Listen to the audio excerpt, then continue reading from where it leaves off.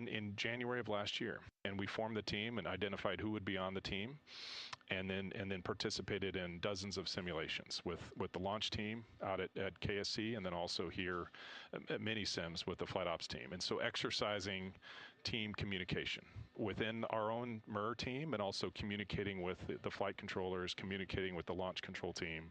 A lot of the simulations we do stress scenarios, which are useful for learning about the systems, but also learning how do we communicate, how do we resolve in a timely manner, how do we understand the condition of the vehicle and make sure that it is ready to continue to fly and successfully return the crew home. Fantastic. Well, let's talk a little bit about yesterday. So we had Lunar Flyby Day. Yes. What was the energy like in the mission evaluation room? It was a fun day. So, and a day, I think, full of emotions. I think for many who witnessed yesterday, probably around the world, we all shared similar emotions and feelings about the gravity and the momentous occasion that was. When Jeremy was calling down and spoke about those craters, and naming those two specific craters, I don't think there was a dry eye in the room. I mean, silence. So most of the team upstairs, like here, are wearing headsets, but we had a lot of extra visitors. So we had speakers on, but you can just hear very clearly Jeremy coming through the speakers we had up there. Very impactful. And then as we approached Paralone, the altitude of closest approach to the lunar surface, lots of excitement. Immense joy as we led up to the Earth set before we went into that eclipse period and loss of signal period. Before launch, the crew members came out and visited the MER and talked with us and gave us patches, those double-sided patches Yes. that they decided, where one side is a picture of the Earth with the moon in the distance, and then the other side is different with the moon and close up, and then the Earth in the distance. So we did what they had asked us to do, and so at the moment of Paraloon, we all had a little ceremony of or activity of flipping the patches, and so immense joy, excitement.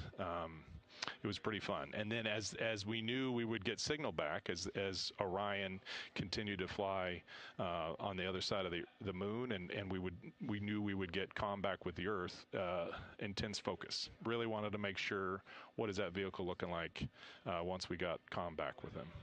It sounds like we were going through some similar things in both of these rooms. I'm sure. When the craters were named, it was a moment of silence in here as well. It was very, very touching.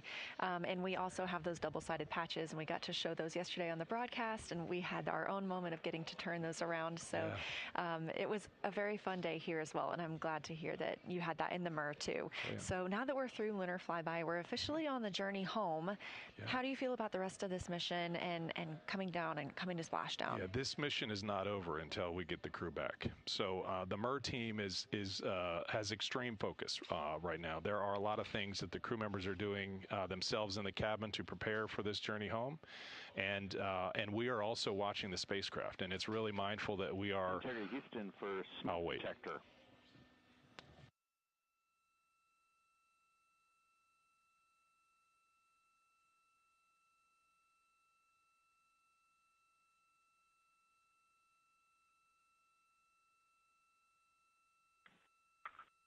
I'm looking at it right now, and it looks good. Stan, what's up? It is showing us a bunch of noise and spikes. We're wondering if something is bumping against it.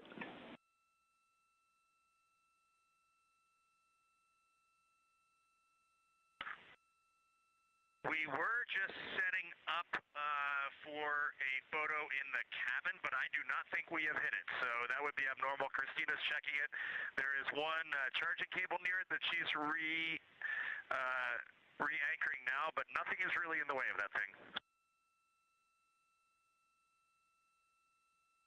All right, copy, Reed. Actually, that's a helpful report. We might have been getting some interference with that cable.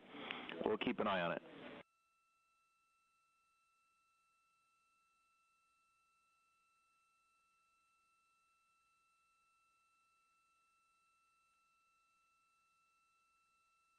We just heard a call from the crew aboard Orion, from the Capcom Stan Love here to the crew aboard Orion about potential signal from the smoke detector, and it may have been interference due to a nearby cable, and the team's going to keep their eye on it, but no alarms here. Trey, we were talking about the journey home now that...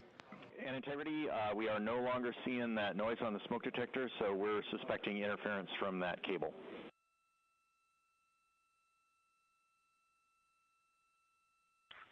Interesting. Okay, thank you. Just what we were hoping to hear. We were talking about the MUR, and now we're on our way home, and the mission is really not over. It's definitely not over until we have the crew back safely. So what's the focus like right there now? Right. We have a couple of trajectory correction burns coming home, and so the MUR team is looking at systems that would be involved in that and the performance of those burns to really make sure we're hitting the right entry interface conditions. I mean, that's really where, for this spacecraft, the rubber meets the road in terms of recovery and returning home. We need to hit that target so that the rest of the spacecraft can go through the Earth's atmosphere, open parachutes, and finally successfully splash down.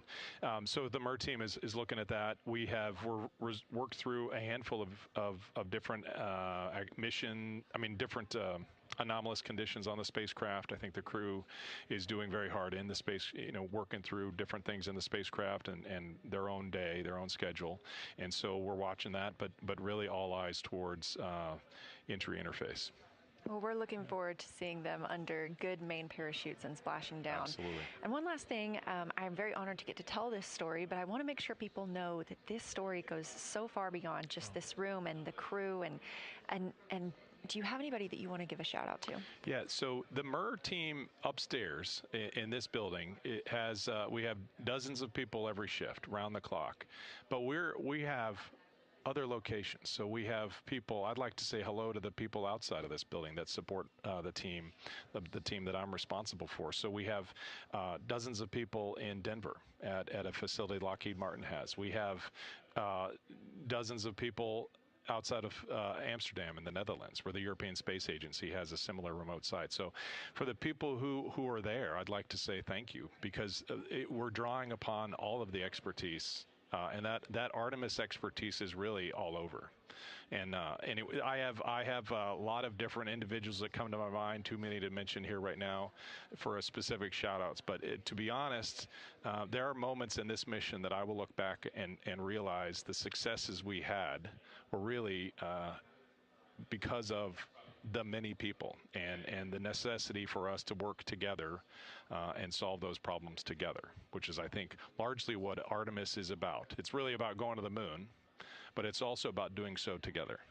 Absolutely. Couldn't have said it better. So the work of thousands of people, and now Artemis II going for all humanity. That's right. Thank you so much for joining us, Trey, telling us a little bit more about the MUR. And I know you have to get back there, so I appreciate your time here today. Well, thanks, Leah.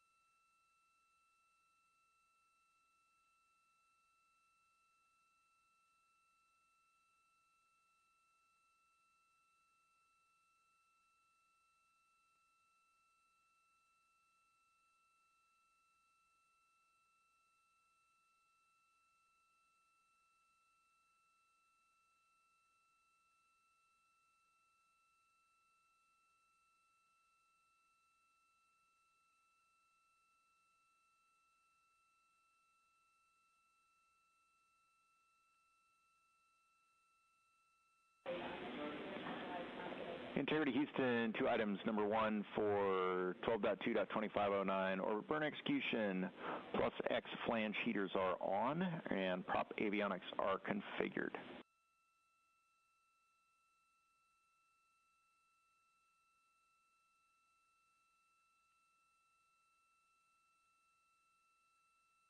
Okay, we copy, Stan. And unfortunately, we have seen the spikes return in the signal from the smoke detector. Can you check that the cable is still not near it, and also tell us what cable it was? If that was EMI off of that cable, we definitely need to document this.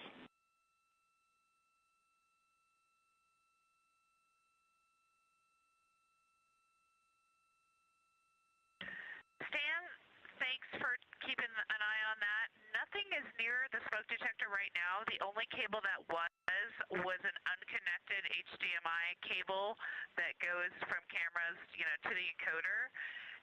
We are near it right now, like a couple heads are near it, but other than that, we are not seeing anything that would cause spikes of any kind.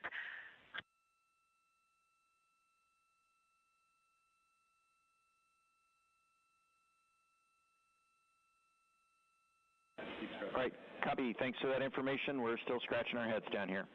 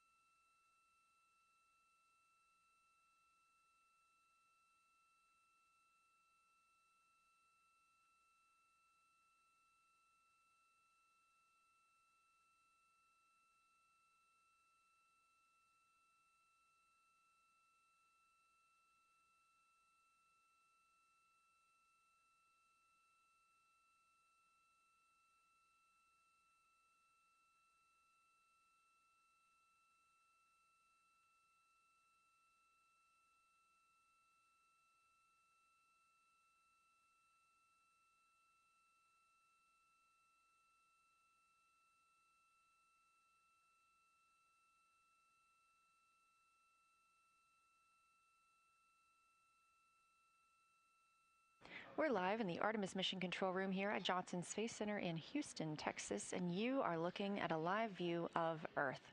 That's coming from a camera on one of Orion's solar array wings, pointed toward its destination. After lunar flyby yesterday, we have officially begun our journey home, splashdown targeted in 3 days, 1 hour, and 8 minutes. We are now 6 days and 9 minutes into the flight of Artemis II, the first flight of humans aboard the Orion spacecraft.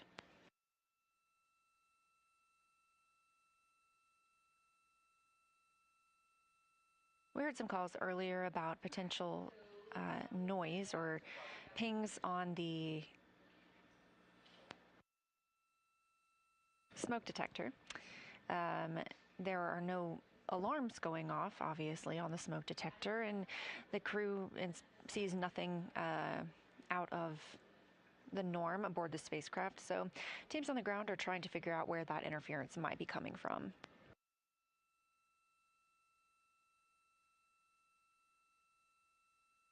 It's a little more of a quiet day for the crew after their extremely busy day yesterday during a lunar flyby. They had the opportunity to speak live with the crew living and working on the International Space Station right now, and shortly thereafter conducted the post-lunar flyby conference with our science officer here on console, Kelsey Young. The crew called down some of their observations yesterday and answered the science team's questions while that was still fresh on their minds. The crew members have also gotten a chance to talk with their families today and have been slated to do some exercise. And they're targeted to execute the RTC-1 burn, that's Return Trajectory Correction 1, at about 7:03 p.m. Central Time. That's a small burn that will help fine-tune Orion's path on its way back home to Earth. Currently, the crew are enjoying their midday meals.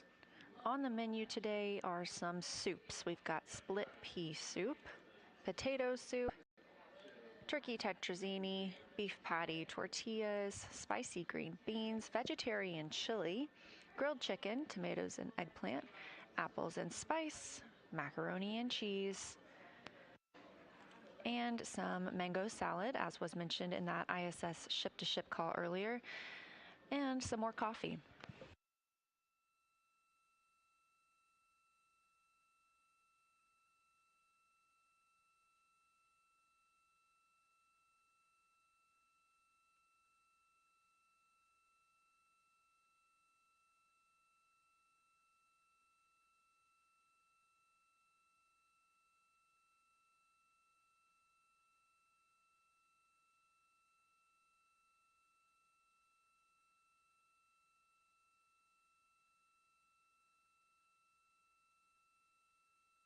Speaking of coffee, there are 43 cups of coffee on the spacecraft to help power the Artemis II crew.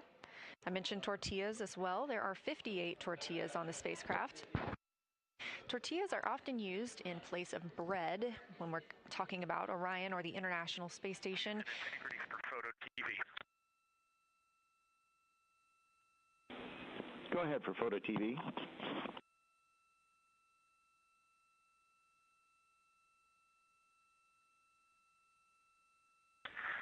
Hey Stan, on PCD2, we threw about 10 images in there in imagery for downlink for Photo TV subfolder. If Photo TV could take a look and hopefully give us a thumbs up, and if not, give us feedback, that would be appreciated. We will get those down and take a look and get back to you.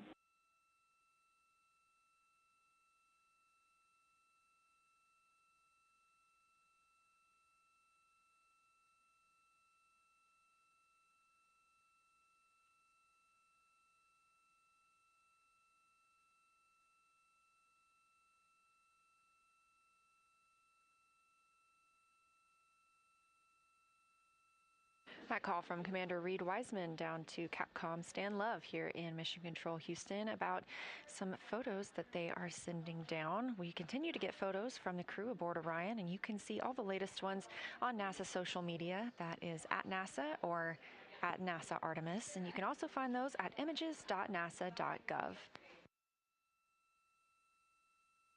talking a little bit more about the food on the spacecraft, and tortillas typically being preferred as the essentially bread of choice. Bread has a lot of crumbs, and when in space, those can float pretty much anywhere and get into the eclipse, the environmental control and life support systems. And you do not want anything clogging up your fans for those life support systems, so tortillas are often the preferred, essentially, bread of choice.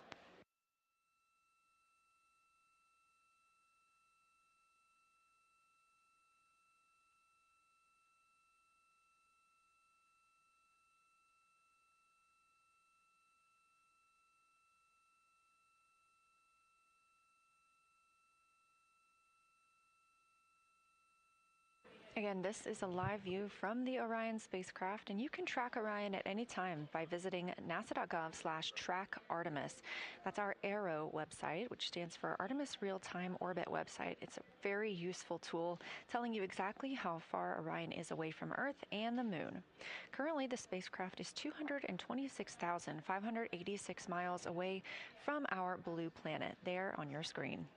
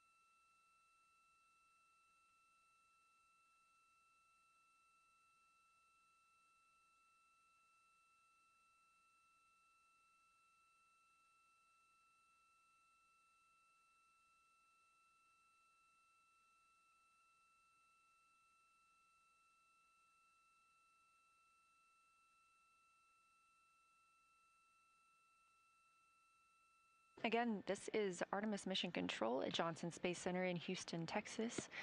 We are monitoring the flight of Orion, the first flight of humans aboard the spacecraft. You will see the Earth on your screen, and it will continue to grow bigger and bigger as we get closer to our return, now 3 days and 58 minutes away. Our splashdown was determined by the translunar injection burn that happened all the way back on flight day 2. We don't have a separate deorbit burn. That translunar injection burn set us up for a free return trajectory, harnessing the moon's gravity and Earth's gravitational pull to bring us back for that splashdown.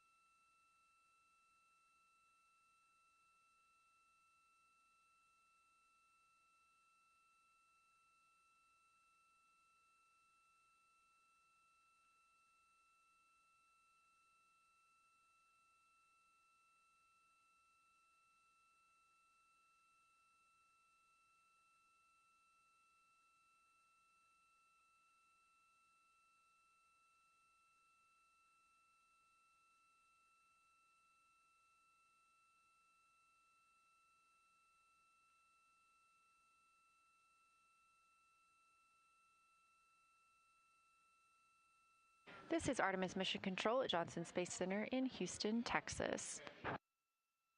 Next major milestone on the cruise timeline will be the RTC-3 burn. We are now just 1 hour away from ignition of that burn. This is 1.4 foot per second burn. Again, that's relatively small, and so this is a trajectory correction burn, as is in the name. These are just small refinements for our trajectory that was set during the translunar injection burn back on flight day 2.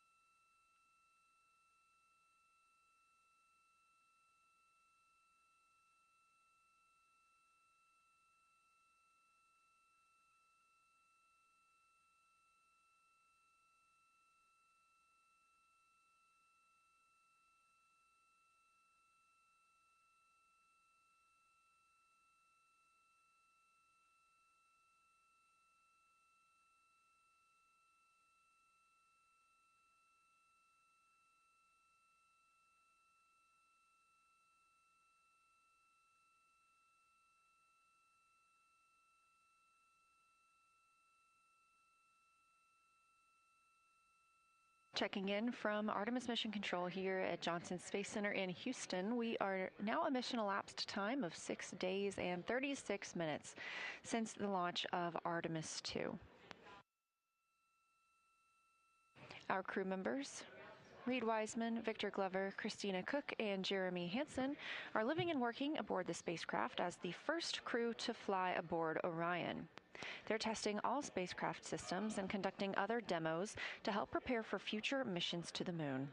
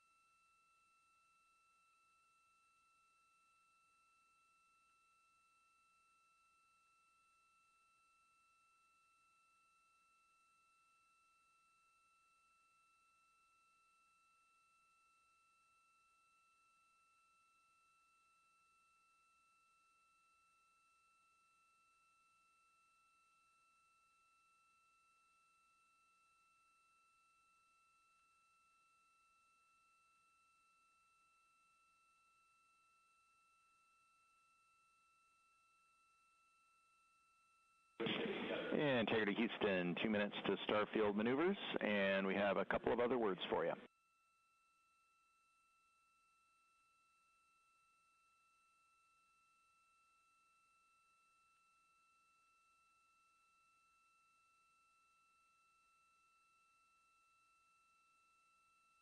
Copy, Starfield, Stan. Go ahead, your words.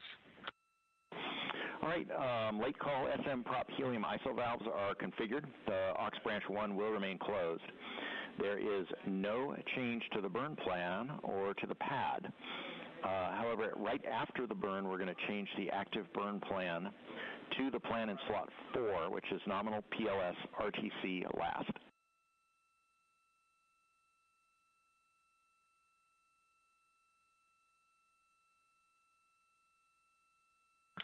Okay, that makes sense. We're expecting that, Stan. Sounds great.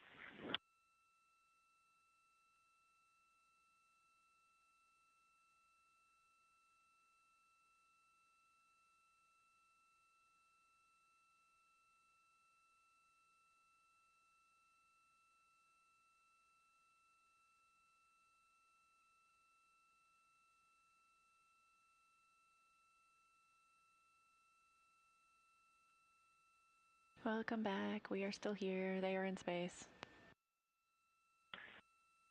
And Stan, while we have you, there's a new photo in PAO for downlink on PCD2.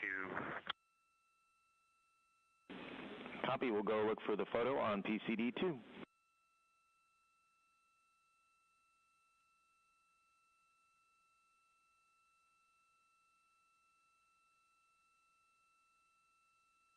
Those communications coming from Commander Reed Wiseman aboard the Orion spacecraft about some photos that we hope to be able to show you soon. The crew has been great about providing us with beautiful imagery.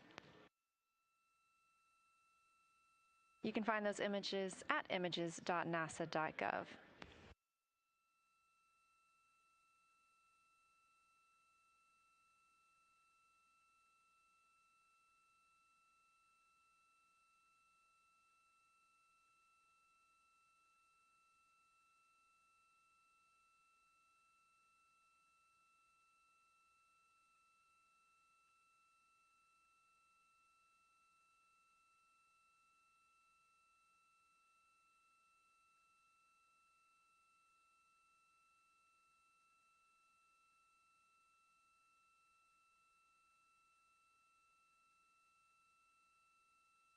And we are standing by for the return trajectory correction 1 burn, now just 43 minutes away. Again, this is a small maneuver for the spacecraft, firing of those reaction control system thrusters.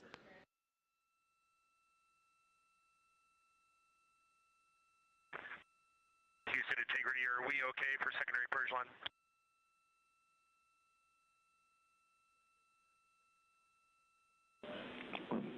Checking.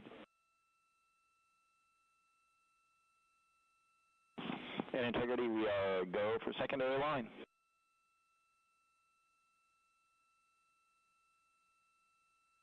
Great, thank you.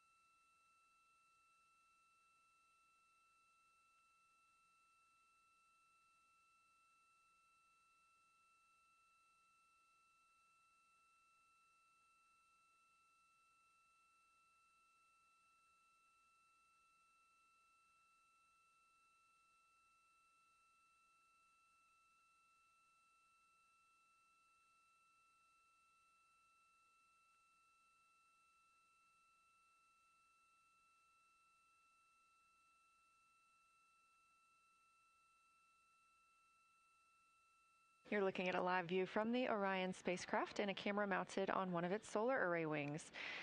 As you can see, some of the light changing outside of the spacecraft.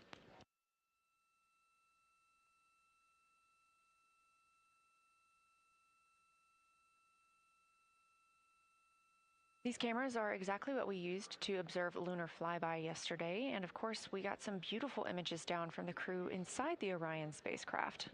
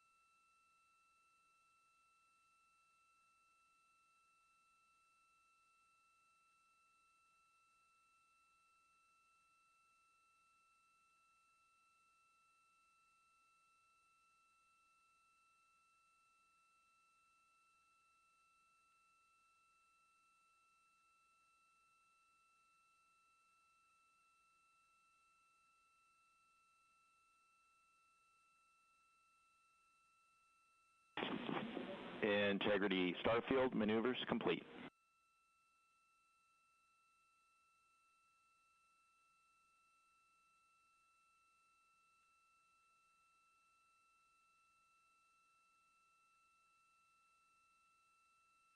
We copy, Stan. Thank you.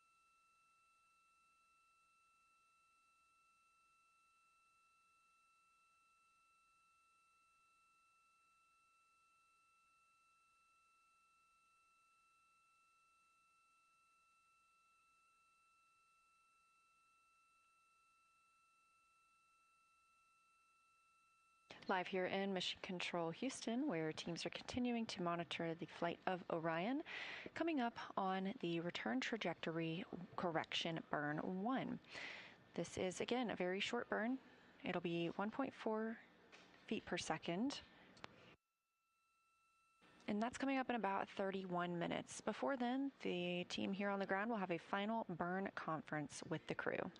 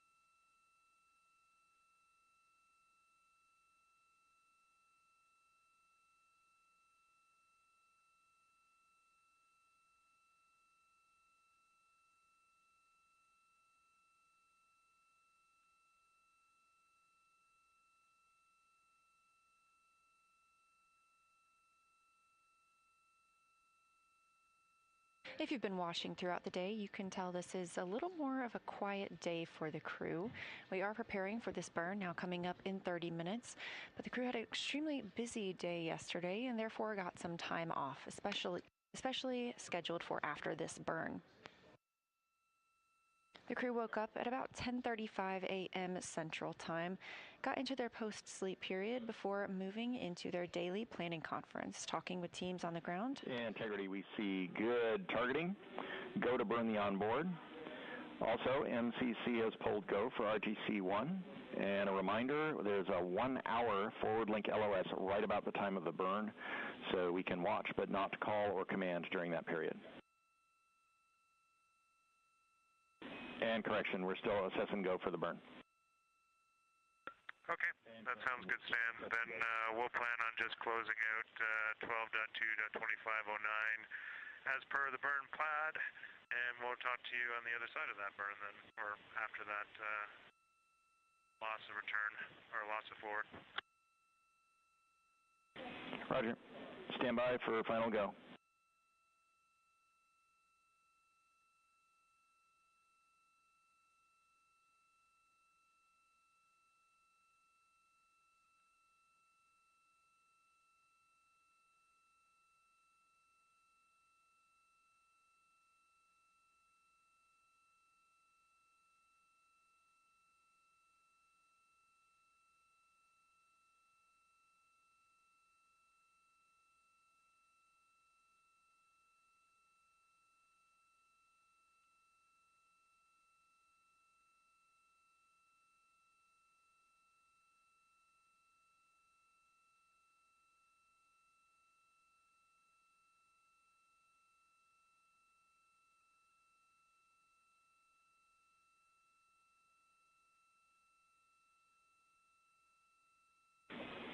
And integrity, MCC is go for the burn.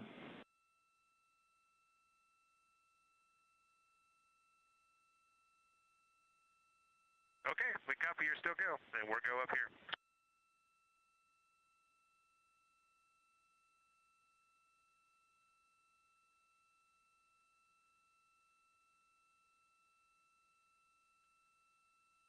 Recapping a little bit of those communications between Capcom's Stan Love and the crew aboard the Orion spacecraft, specifically Canadian Space Agency astronaut Jeremy Hansen.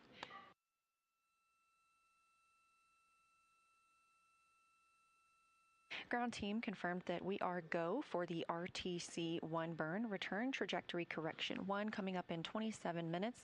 That will be at 7:03 p.m. Central Time.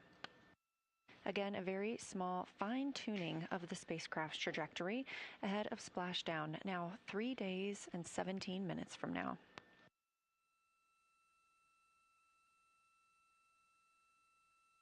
You also heard Stan Love call about a forward link LOS. That's a loss of signal, and that means that the teams here on the ground won't be able to send signals or communications to Orion or the crew. However, we will still be getting communications and data from the spacecraft. We occasionally have these loss of signal periods. Yesterday we had our biggest milestone, loss of signal, which was to fly the Orion spacecraft behind the moon when they were unreachable from Earth for 40 minutes.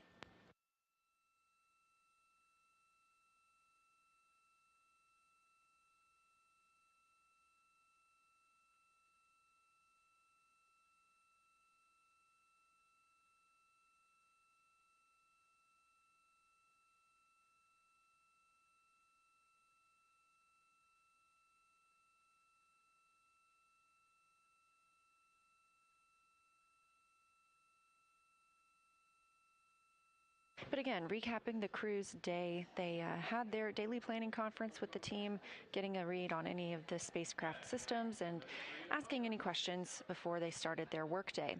First thing on their schedule today was the ship-to-ship call with the International Space Station. It was wonderful to hear both voices of the space station crew and the crew aboard Orion talking to each other. We look forward to being able to share that audio paired with video from both crew members at a later date. After that ship-to-ship call, the crew got to talk with the science team here on the ground during the post-lunar flyby conference. This was scheduled specifically for this morning while the flyby was fresh in their memories to get to talk with the science team and answer any outstanding questions that team had following yesterday's flyby. We've continued to release imagery from that flyby period, and they are absolutely remarkable. You can find those on NASA social media or at images.nasa.gov. Since that post-lunar flyby, it's been a little bit more relaxed for the crew. Christina had some opportunistic science imaging when she was able to take pictures of the Earth and the Moon from the spacecraft's current point. All of the astronauts have also had scheduled time for a private family conference today. That's a PFC. The crew has also, some of the crew members have also completed their exercise for the day and their midday meal. After this RTC-1 burn, again, 7:03 p.m. Central Time, we will have And Integrity looking ahead to the forward link LOS. The ARS is configured for exercise, so Christina can begin during the LOS.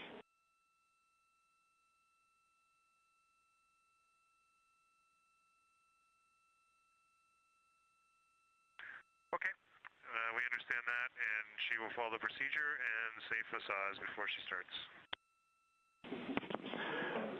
Thank you. Great words.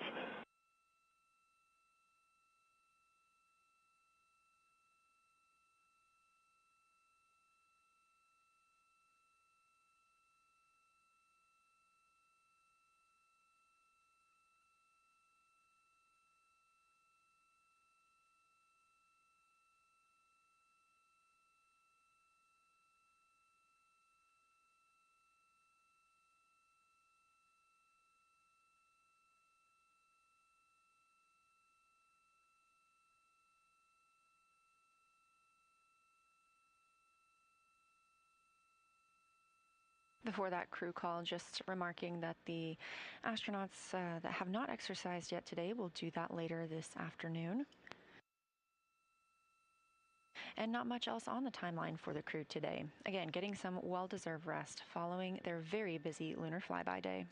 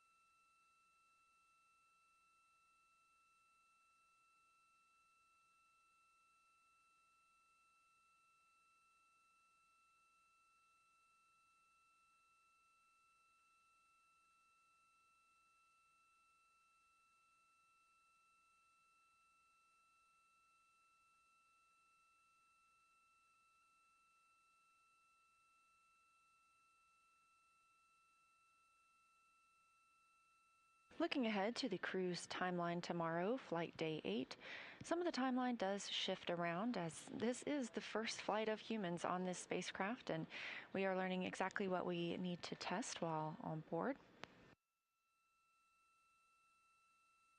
We have another opportunity to work with the OX suits, the Orion Crew Survival System suits.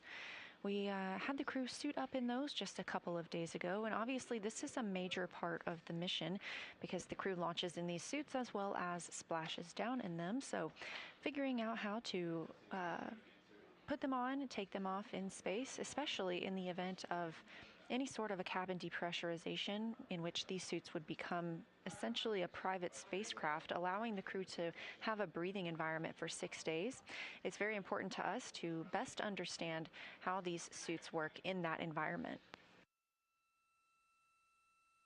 The crew will also have their scheduled exercise tomorrow, and we are tracking a potential manual piloting demonstration. We saw this just a couple of days ago when a couple of the crew members were able to manually control the spacecraft, continuing to teach us about how Orion flies in space.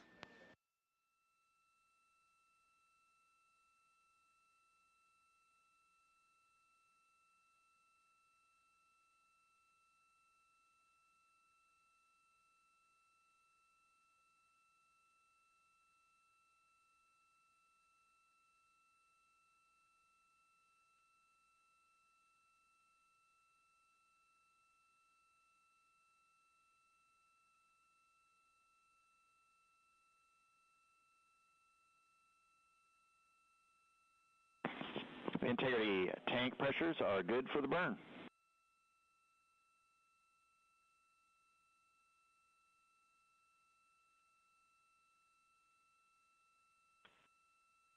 Integrity copies.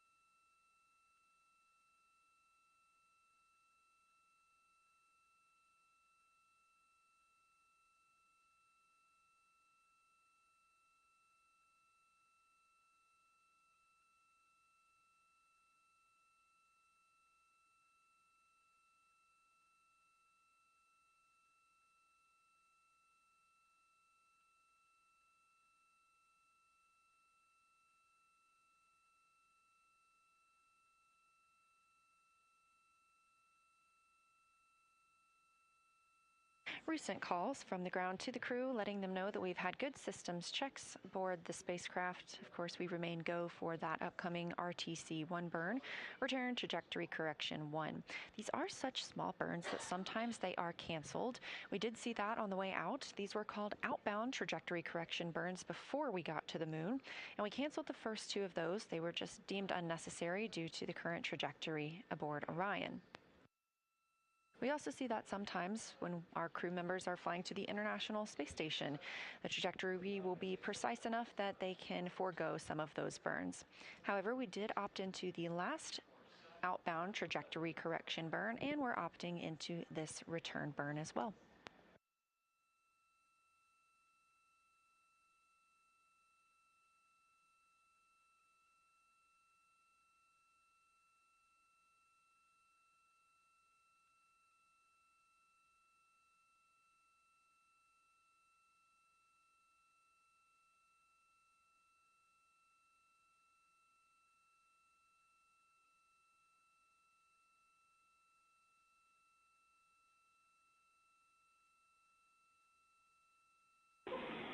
Integrity saws in position for the burn. All brakes set.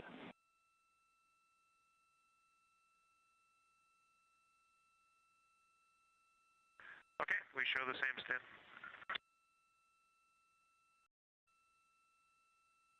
Capcom Stan Love calling to the crew that all of these solar array wings, or SAWs, are in the proper configuration for this return trajectory correction burn. Before we conduct a burn, or even when we conduct exercise, we place these SAWs, or solar array wings, in a locked position so that no loads imparted on them by the thrusters can damage them. So we are targeting that burn in 16 minutes, but ahead of that, this Artemis II mission is a new opportunity to study the moon, but teams are also conducting other scientific experiments, including on the crew themselves. Here's a little more about the science of the mission. Artemis II is our return of humans to the moon, flying around the moon on board Orion. But along with that, we're doing a lot of great science. One of the exciting things about the Artemis missions to the moon is that science is actually a fundamental pillar of why we explore, why we're going, what we're doing in Artemis. I think it's incredibly exciting that not only are we testing the vehicle, but we're testing science on board. Science where the astronauts are conducting experiments, science riding along with the astronauts. We have astronauts looking outside the window and really observing the lunar surface. It will help us understand the deep space environment. It will help us understand how that environment affects our astronauts, our systems, and life in general. So deep space is a challenge for us because you have to leave Earth's protective magnetic field. Here in low Earth orbit, the crew members are protected from some of the harmful radiation. Going to the moon, they'll no longer be protected, so they'll have a higher radiation exposure. Much like Artemis I, we have so many radiation sensors and detectors that are inside the capsule so that we can fully understand and appreciate the radiation environment for protecting our astronauts. In my hand here, I'm holding a tissue chip model. This is the exact design that it's going to be flying alongside the astronauts. We'll be collecting samples from each of the crew members, and we can make these organ chips out of the astronauts themselves. So every crew member will have their own avatar on board, and then upon return, we can evaluate that deep space radiation environment and what that compares to the astronaut themselves. Not only are they going to help change the course of medicine for the astronauts, but revolutionizing that on Earth as well. We're looking at sleep, we're looking at team dynamics, we're looking at how you interact with the environment. We're also looking at the immune system, so what are the biomarkers? We're using saliva as a method to study hormones and different things in your body that may change during a mission like this. And then finally, how do we function after microgravity, being close to the moon, then returning to Earth? Which will ultimately help us achieve our goal of getting humans to Mars. And then on top of that, we have an opportunity to look at the moon from deep space on the far side for the first time in over 50 years. Having human eyeballs and brains back around the moon is going to unlock a new generation of lunar science discovery. The human eyeball is capable of taking in so much data in just a split second. They'll be able to tackle impact history, volcanic history. They'll be able to look at how the albedo, or kind of the shade and hue of the moon and the color of the moon, can tell us something about how that terrain evolved over time. We're integrating science in ways that have never been integrated into human exploration before. We have a front room mission control flight controller position called the Science Officer. We have a brand new science back room where it's basically our brain trust of lunar scientists and geologists supporting the crews of the future. And Artemis II will allow us to really test how this works so that future missions are really set up for success. We'll also be deploying some CubeSats. They're small shoebox-sized spacecraft of their own. They're each provided by another country, one of our partners. As they conduct their research, they'll complement what we are doing at the moon with Orion. It is so incredibly exciting to be a part of this mission. It has been, really one of the privileges of a lifetime. I can see the work I'm doing benefit crew members right now and benefit the crew members in the future. So it's incredibly exciting and it's very rewarding. As this rocket launches humanity off of the Earth, we'll be setting the stage through our science to prepare humanity to leave Earth and explore the solar system. Understood, Stan.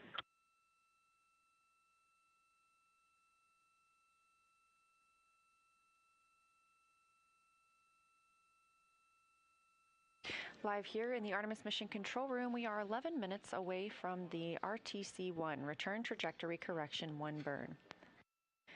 We did hear some cautions from the cruise systems about a propulsion system issue. The team is discussing whether or not this is an optocoupler issue or something in the prop system. 30 seconds to maneuver.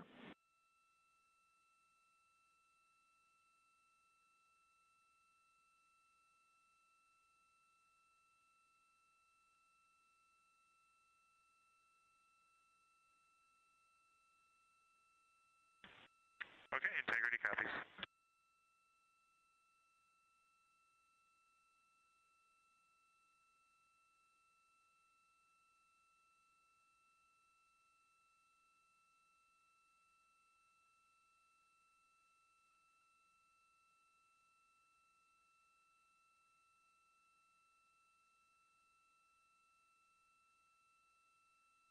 Currently, the Orion spacecraft is maneuvering to its burn attitude.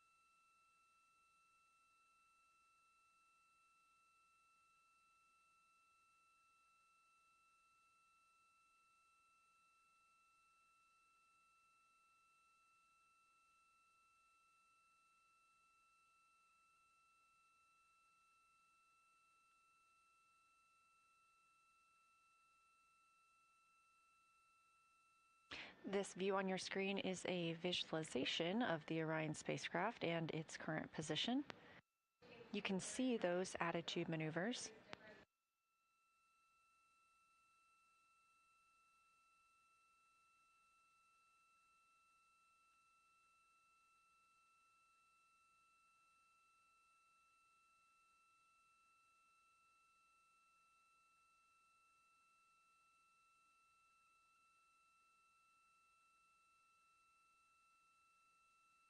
Team here reporting that we are in attitude for the burn, now 8 minutes away. Integrity in attitude for the burn. We may be about 7 degrees different from what was calculated ahead of time, but that's within our tolerance.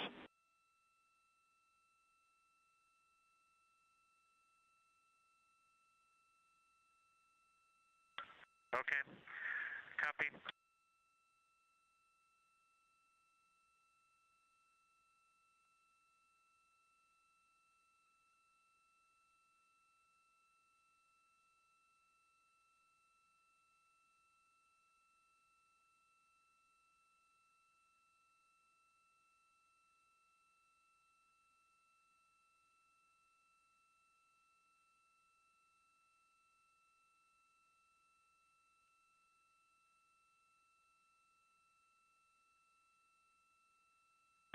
And Houston integrity. We just want to report what we're seeing here to make sure you're seeing the same thing.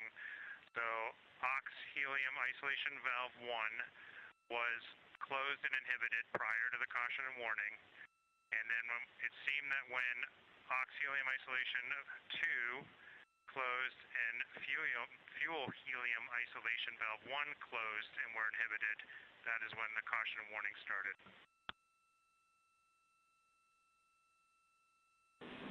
All correct. Thank you.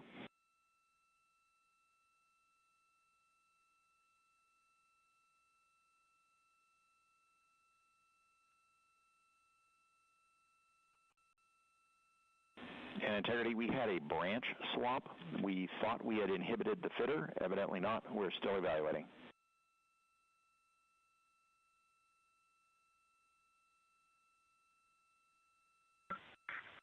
Integrity copies.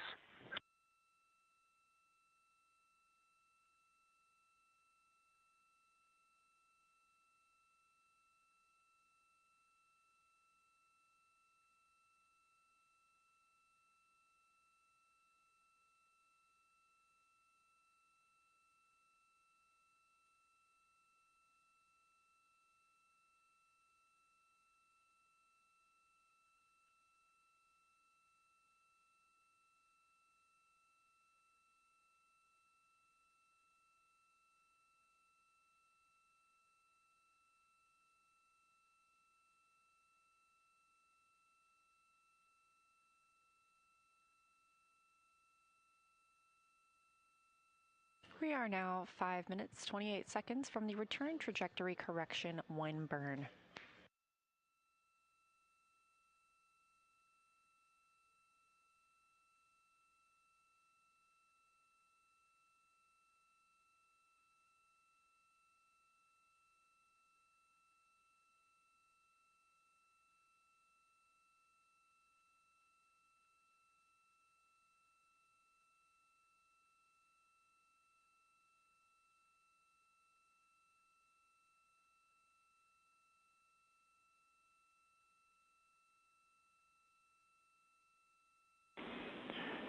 Integrity Houston for prop.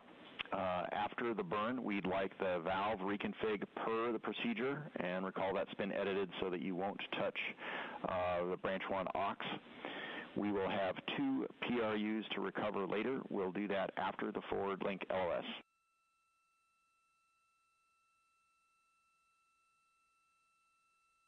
Okay, understood. So we will execute the procedure as written with the delta about the aux helium isolation valve 1. Good words, and the procedure guides you that way.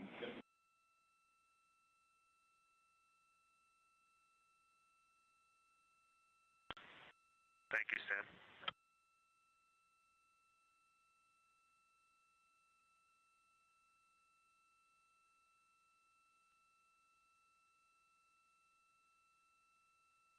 Now less than 4 minutes until the return trajectory correction 1 burn. The crew did receive some warnings, or cautions I should say, about something in the prop system, specifically the PRUs. These are the pressure regulator units, and those will need to be reset later today. We are going to go into a forward link LOS. That's a loss of signal where we can't send communications or commands to the crew. However, we will still get data and communications from the spacecraft. That forward link LOS will start shortly after the burn, now about 3 minutes away. And the team here in Mission Control Houston remains go for that burn.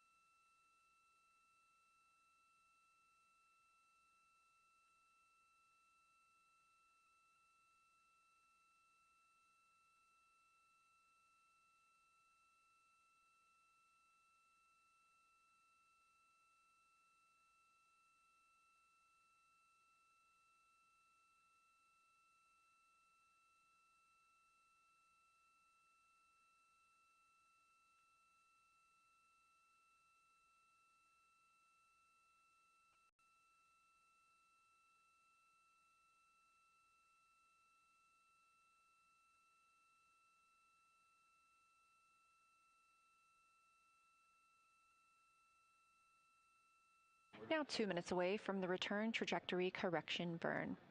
Again, this is a small burn using the reaction control system thrusters on the Orion spacecraft.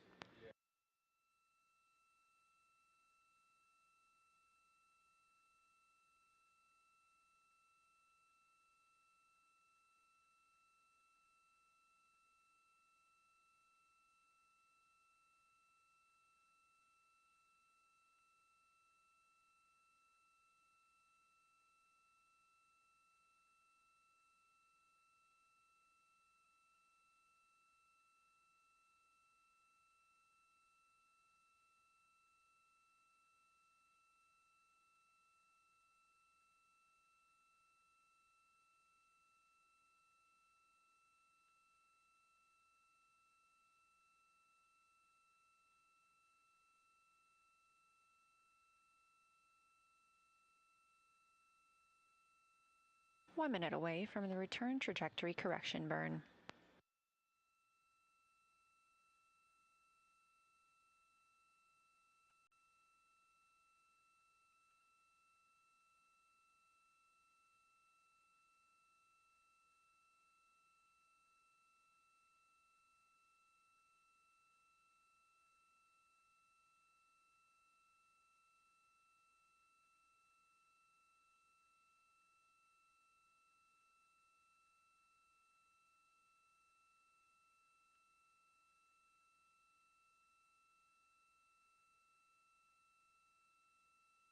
Standing by for the RTC-1 burn.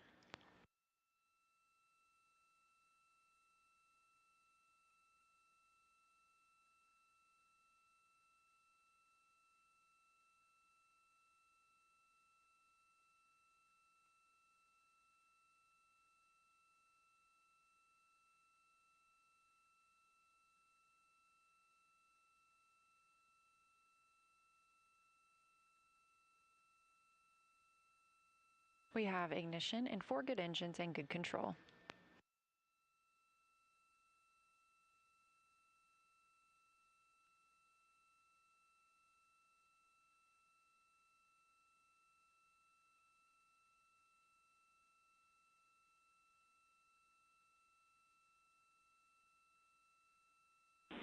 Integrity preliminary look is a good burn.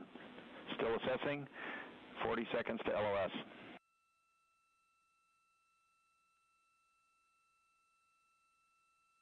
Okay, Stan, we saw a good burn on board as well. Roger.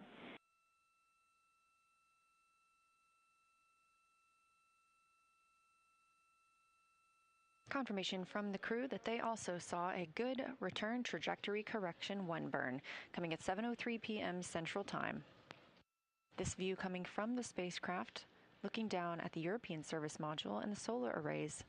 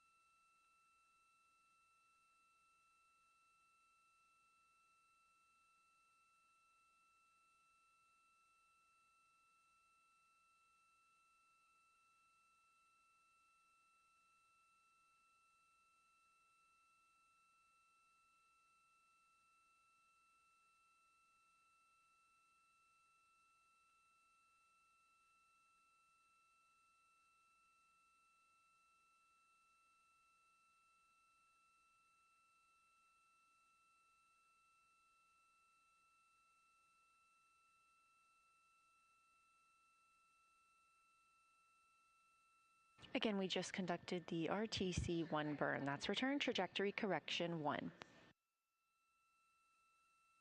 That came right on time at 7:03 p.m. Central Time, and then we entered a forward link LOS, or loss of signal. That means that we cannot send communications to the spacecraft right now, but we can still get data from them.